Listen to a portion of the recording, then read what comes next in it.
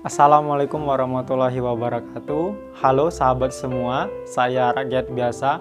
Kali ini saya akan membahas tentang motif-motif pendukung calon kepala daerah. Perlu sahabat ketahui bahwa pendukung dan pemilih merupakan suatu hal yang berbeda.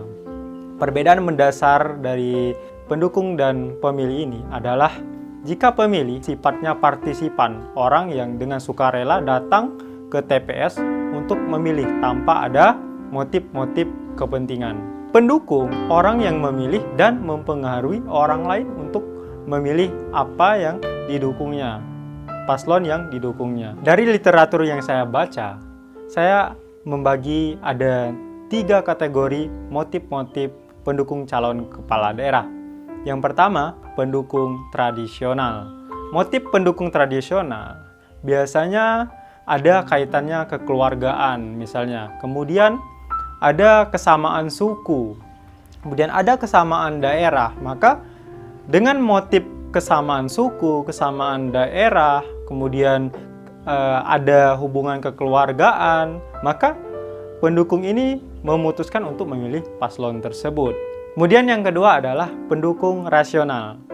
Pendukung rasional ini akan mengkaji visi dan misi serta program yang ditawarkan oleh para pasangan calon kepala daerah tersebut. Melihat rekam jejak dari calon kepala daerah.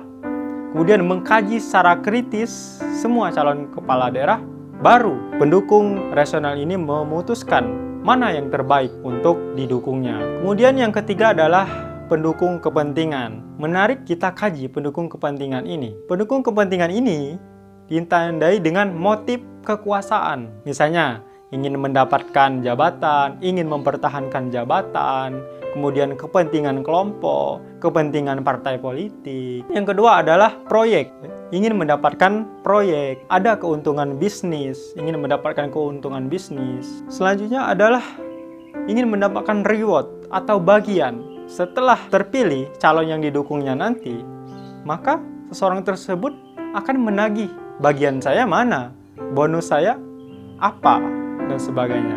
Maka akan berpengaruh terhadap kebijakan kepala daerah tersebut. Jika kepala daerah tersebut menuruti pendukung kepentingannya, maka kepala daerah tersebut kebijakannya cenderung tidak pro terhadap kepentingan rakyat, lebih memprioritaskan kepentingan pendukungnya tersebut. Jika kepala daerah tersebut mengabaikan kepentingan-kepentingan pendukung, maka mereka akan kecewa. Kemudian ada barisan sakit hati, bisa jadi akan menjadi lawan politik pada periode selanjutnya. Ini adalah dilema yang dihadapi calon kepala daerah terpilih. Komisi Pemberantasan Korupsi mencatat ada 300 kepala daerah yang terjerat kasus korupsi sejak diberlakukannya pemilihan secara langsung pada 2005 lalu. Inilah tugas kita sebagai rakyat untuk mengawal semua kebijakan-kebijakan kepala daerah yang terpilih nanti. Jangan sampai kepala daerah tersebut lebih memprioritaskan kepentingan para pendukung-pendukungnya. Misalnya bagi-bagi proyek, bagi-bagi jabatan, dan sebagainya. Sama-sama kita mengkawal para calon kepala daerah yang terpilih nanti. Jangan sampai tidak pro terhadap rakyat. Baik sahabat semuanya, rakyat jangan dijadikan hanya sebatas angka. Angka kemiskinan, angka pengangguran, angka kematian, dan angka untuk memenangkan kursi jabatan. Saya juga berpesan kepada para pendukung calon kepala daerah agar tidak kehilangan keagraban dalam berwarga negara. Tidak saling sikut antar kepentingan, tidak saling memutuskan silaturahim. Mari kita jadikan politik adalah alat untuk mencapai kepentingan bersama. Politik tidak seperti air yang terlihat di permukaan, namun air yang berada di kedalaman.